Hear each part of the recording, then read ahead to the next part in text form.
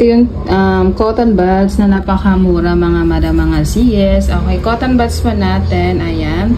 So, dito mga madam is 200 pieces po yan, ha.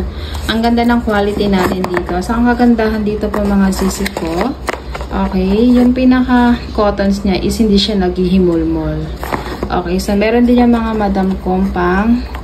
Okay, so ganyan siya, ano niya ha, quality niya. May pang sandok po siya. Okay, ayan siya. Okay, so hindi siya ganun kaano ha, yung malaking-malaking cotton po.